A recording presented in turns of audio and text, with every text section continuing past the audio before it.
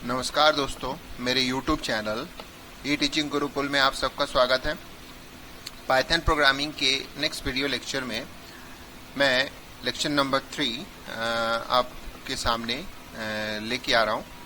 तो इस video lecture में मैं बेसिक कोड्स के बारे में बताऊंगा, मतलब जो इनिशियल लेवल का, जैसे हमेशा बोलते हैं कि कोड कैसे होता है। तो इसलिए इस वीडियो लेक्चर का जो नाम है how to write code in Python, जैसे हेलो वर्ल्ड से शुरू करूंगा और साथ में कुछ बेसिक्स चीज़ों को मैं बताऊंगा। तो इस वीडियो को लास्ट तक देखिएगा जिससे कि मैं जो आपको एक इनिशियल लेवल की कोडिंग कैसे करते हैं और जस्ट इंट्रोडक्शन बताऊंगा, जो इसका इन्वायरमेंट है कैसे होता है, मतलब एडिटर में कैसे काम करते हैं, तो उसके बारे में बताऊंगा। तो इस वीडियो को लास्ट तक देखिएगा तो आपको अच्छे से समझ में आएगा कि किस तरह से हम पाइथन की प्रोग्रामिंग स्टार्ट कर सकते हैं। तो चलिए स्टार्ट करते हैं। कोडिंग करने के लिए, पाइथन कोडिंग करने के लिए हमको एडिटर, सबसे पहले तो एडिटर इंस्टॉल करना पड़ेगा। मतलब है कि पाइथन का जो एडिटर है, अभी लेटेस्ट वर्जन जैसे 3 के जो भी वर्जन है उसको इंस्टॉल करेंगे। तो मैंने ये ऑलरेडी इंस्टॉल कर लिया है। अब मैं यहाँ पे आपको दिखाऊंगा, जैसे मेरे पास जो इंस्टॉल्ड है पाइथन का 3.8 32 वर्जन है। आप इसको 64 वर्जन भी इंस्टॉल करते, जो भी है आपका कोडिंग से मतलब होता है। तो लेटेस्ट वर्जन आप इंस्टॉल करेंगे तो कुछ फीचर्स आपको मिल जाएंगे। तो मैं इसको क्लिक करता हूँ, तो क्लिक करने से एक एडिटर ओपन होगा। तो इस एडिटर में आपका वर्जन दिया हुआ है, ऊपर देख सकते हो। और एडिटर में जो होता है ऊपर न्यू फाइल ओपन कर सकते हो। अगर सपोज कर लो आपने ऑलरेडी कोई कोड बना के रखा हुआ है तो बेटर आइडिया है कि जो भी आप कोड लिखते हैं उसको आप सेव करके रखिए, ताकि इन फ्यूचर में उसको ओपन कर सकते हो। और बाकी इसमें आपके पास save as, save copy as, मतलब ऑप्शन दिए हुए हैं। इसके बारे में मैं डिस्कस नहीं करूंगा। एडिट में जो जो चीज़ें होती है वो चीज़ें यहाँ पे अवेलेबल है। शेल में एक खास बात होता है, उसको देखने के लिए होता है, वो ये है, सपोज कर लो आपने कोई कोड टाइप करके रखा है और मान लो 3-4, मतलब अगर आपने 4-5 लाइन का कोड 1 बाय 1 आपने यूज किया है, तो अगर प्रीवियस कोड, यानी अगर प्रीवियस हिस्ट्री में किसी कोड को लिखा है तो उसके लिए आप जो होता है यहाँ पे ऑल्ट पी करके आप आगे बढ़ सकते हैं, या नेक्स्ट अगर कोड देखना है तो वो कर सकते हो।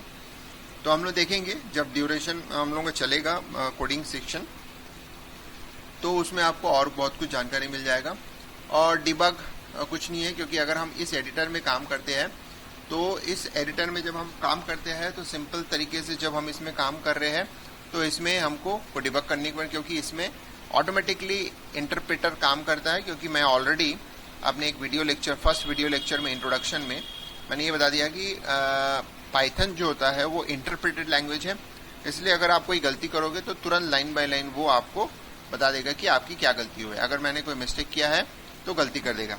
जैसे फॉर एग्जांपल मैं x और इंटर करता हूं, तो देख सकते हैं कि x को जैसे ही लिख के मैंने प्रेस किया है तो x के बारे में इसके पास कोई जानकारी नहीं है। तो इसलिए x को उसमें इंटरप्रेट करने के बाद उसमें उसका रॉन्ग, यानी उसने बता दिया है कि एक एरर है। तो ये इंटरप्रेटेड लैंग्वेज की खास बात है, और पाइथन जो होता है वो इंटरप्रेटेड लैंग्वेज है। अब जैसे मैंने ऑलरेडी बता दिया था कि आज हम देखेंगे कि बेसिक प्रोग्रामिंग, जैसे हेलो वर्ल्ड, जब भी आप सी लैंग्वेज सीखते हैं, C++ लैंग्वेज सीखते हैं, तो हेलो वर्ल्ड का इस्तेमाल करते हैं। तो यहाँ पे भी मैं हेलो वर्ल्ड का यूज़ करना सिखाऊंगा कि कैसे करते हैं। तो जनरली जब हम C या C++ के कोड लिखते हैं तो वहाँ पे मेन फंक्शन यूज़ होता है, बट यहाँ पे पाइथन के लिए ऐसा कोई कुछ होता नहीं है। आप इसको डायरेक्टली स्टार्ट कर सकते हो, इसको फाइल में बना के भी स्टार्ट कर सकते हो। मैं हेलो वर्ल्ड को 2 तरीके से करके दिखाऊंगा, सिंपल कमांड प्रॉम्प्ट में। तो ये जो सबसे पहला मैं आपको बताना चाहता हूँ कोड स्टार्ट करने के पहले, ये जो आपको इन्वायरमेंट दिख रहा है, जो भी मैंने आपको यहाँ पे बताया, तो ये जो एडिटर है इसको हम लोग बोलते हैं IDLE।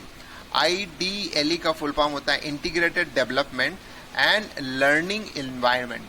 I for integrated, D for development, ठीक है। तो इसका मतलब है जो फुल फॉर्म है IDLE का फुल फॉर्म, तो इंटीग्रेटेड डेवलपमेंट, ठीक है, एंड लर्निंग इन्वायरमेंट। तो एक सिंपल सा है, जैसे जनरली इससे पहले अगर आपने कभी सुना होगा IDE के बारे में सुना होगा, L नहीं सुना होगा।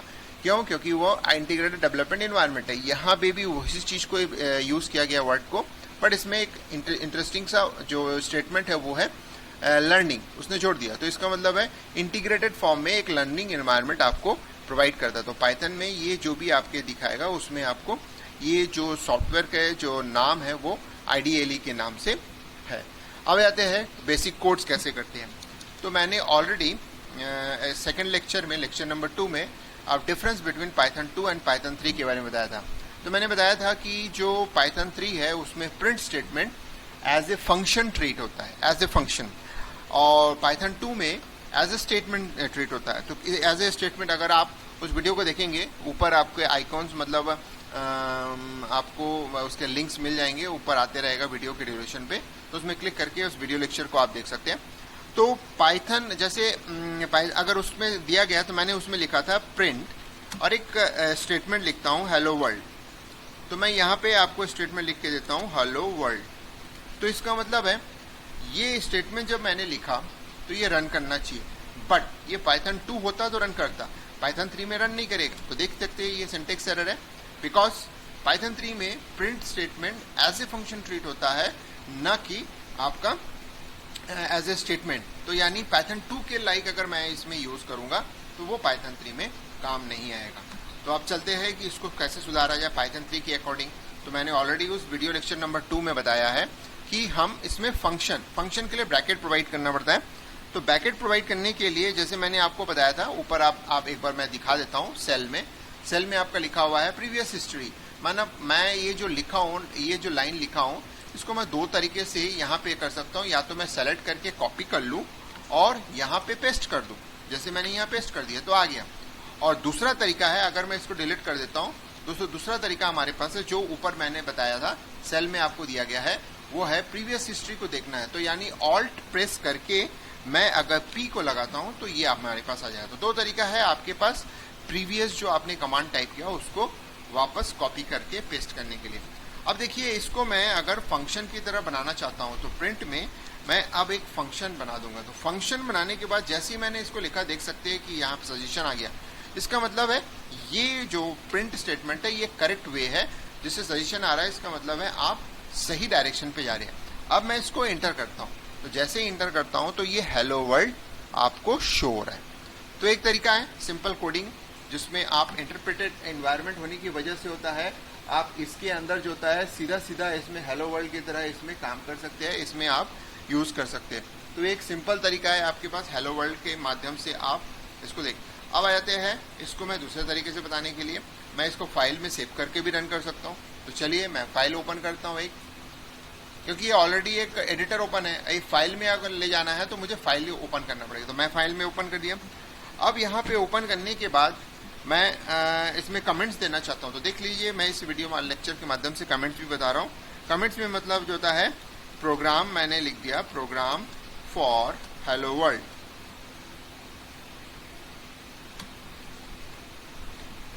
तो मैंने ये लिख दिया। अब मैं यहाँ पे जो मैंने वहां टाइप किया था उसको मैं इस तरह से स्टेटमेंट में लिखूंगा। स्टेटमेंट में मैं लिखूंगा हेलो वर्ल्ड।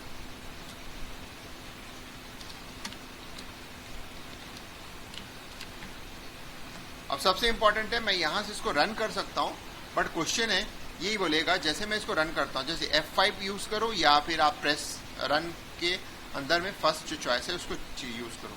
तो ये बोलता है कि मैं ऐसे रन नहीं करूंगा, आपको इसको सेव करने की जरूरत है। तो मैं इसको सेव कर देता हूँ। चलिए मैं इसको सेव करता हूँ। तो मैंने इसको कहीं सेव करके रखा है, इसमें लिख दिया है हेलो करके, मैंने इसको सेव कर दिया। अब जैसे ही मैं इसको रन करता हूँ तो देखिए ये रन करने के बाद हेलो वर्ल्ड शो कर रहा है। ओके फाइन, आपको समझ में आ गया। अब मैं इसको वापस जाता हूँ, उस एडिटर को ओपन करता हूँ। देखिए अब मैं यहाँ से अगर F5 प्रेस करता हूँ तो ये रन करेगा। तो देखिए वो रन करता है, हेलो वर्ल्ड प्रिंट कर रहा है। तो ये सेकेंड तरीका है जिसमें आप या तो अपने कोड को यहीं पे एडिटर में आप रन कीजिए और चेक कीजिए, या तो जब आप बड़े कोड पे जाते हो तो आपको एक फाइल बनाना पड़ेगा और उस फाइल के में सेव करना पड़ेगा। तो जब भी हम इसको सेव करते हैं तो आप देख सकते हैं कि py डॉट यानी एक्सटेंशन के नाम से वो सेव हो जाता है। तो ये था हमारा सिंपल एक बेसिक, जो हम हमेशा किसी भी प्रोग्रामिंग लैंग्वेज सीखते हैं तो उसमें हेलो वर्ल्ड कैसे करके प्रिंट करते हैं। तो आप देख सकते हैं कि पाइथन इतना इजी क्यों है, क्योंकि आपको समझ में आ रहा होगा कि इसमें ज़्यादा हमारे पास इफ्स एंड बट्स नहीं है, कोई तामझाम करने की जरूरत नहीं पड़ता, बहुत सिंपल आप स्टार्ट करते हो, लिखते हो, स्टार्ट हो जाता है। इसमें मेन फंक्शन बनाने की जरूरत नहीं है, कोई इनिशियल स्टेटमेंट देने की जरूरत नहीं है। अब जाते हैं सेकेंड, जैसे कि सपोज कर लो मैंने लेक्चर 2 में एक और डिफरेंस बताया था कि एक जो इनपुट नाम का फंक्शन होता है, रॉ अंडरस्कोर इनपुट जो होता है वो पाइथन 2 में होता है। तो उसके बारे में तो मैं नहीं बताऊंगा क्योंकि इसमें एरर आएगा, तो मैं इनपुट फंक्शन को मैं बता देता हूँ इसमें तो किस तरह से होता है। और उसके बाद जो होता है हम लोग देखेंगे कि इनपुट फंक्शन के माध्यम से कैसे होता है। तो चलिए इनपुट फंक्शन को देखते हैं कैसे होता है। जैसे मैं लिखता हूँ इनपुट फंक्शन इनपुट, तो ये इनपुट में अगर मैं ऐसे देता हूँ तो देखिए ये प्रॉम्प्ट करेगा हमको। अब ये मैंने लिख दिया, लेकिन ये प्रॉम्प्ट होने के बाद आपको कहीं स्टोर नहीं कर रहा है, ये जस्ट आपको एक बता रहा है इनपुट कैसे लेता है। तो इसको स्टोर करने के लिए आपको एक वेरिएबल की जरूरत पड़ेगी। तो वेरिएबल की जरूरत करने के लिए मैं पहले से हिस्ट्री को वापस लेके आता हूँ। अब इसमें मैं वेरिएबल लेके आता हूँ x इक्वल्स टू, तो यहाँ पे x इक्वल्स टू मैं इसमें लेके आता हूँ। तो ये इनपुट किया, अब प्रॉम्प्ट कर रहा है 12। अब देखो 12 स्टोर हुआ है। 12 अगर स्टोर हुआ है तो कैसे स्टोर हुआ है, मैं x को मैं डिस्प्ले करता हूँ। देखिए तो 12 स्टोर हुआ है। अब मैं इसको प्रिंट करता हूँ, प्रिंट सिंपल, क्योंकि स्टेटमेंट नहीं होता, फंक्शन की तरह ट्रीट करना है। तो ये देखिए प्रिंट हो रहा है। तो मैं इसको डायरेक्ट भी प्रिंट कर सकता हूँ जैसे मैंने प्रिंट किया। तो लेकिन इसका जो डेटा टाइप्स है वो आपको पता चल रहा है कि ये डेटा टाइप्स जो होता है वो स्ट्रिंग डेटा टाइप्स ले रहा है। इसके बारे में मैं फर्दर जो कोड बताऊंगा और अच्छे से समझाऊंगा। तो इस वीडियो लेक्चर में बस इतना ही। आपको नेक्स्ट वीडियो लेक्चर में इनपुट स्टेटमेंट के साथ और भी जो डिफरेंट फीचर्स है, बेसिक फीचर्स, इसके नेक्स्ट वीडियो लेक्चर में जो होगा उसमें आपको फर्दर 1-2 वीडियो लेक्चर के बाद फिर से मैं आपको बताऊंगा क्या है। तो ये बेसिक था जिसकी शुरुआत करने के लिए था। आप क्या है बहुत जल्दी मैं नेक्स्ट वीडियो में बताऊंगा जिसमें कोड बताऊंगा कि किस तरह से होता है। तो नेक्स्ट वीडियो के लिए आप इंतजार कीजिएगा। तो इस वीडियो को लास्ट तक देखने के लिए धन्यवाद। इस वीडियो को लास्ट तक देखने के लिए धन्यवाद। अगर ये वीडियो आपको पसंद आया और कुछ जानकारी आपको मिली है तो प्लीज़ लाइक कीजिएगा, शेयर कीजिएगा और कमेंट्स करना नहीं भूलिएगा इस वीडियो का। अगर आपको कोई क्वेश्चन करना है तो भी आप कमेंट बॉक्स में उसको आप पुट कर सकते हैं। और एट द लास्ट आप मेरे YouTube चैनल ई टीचिंग गुरुकुल को सब्सक्राइब करना नहीं भूलिएगा। तो चलिए दोस्तों, इस वीडियो को लास्ट तक देखने के लिए वंस अगेन धन्यवाद।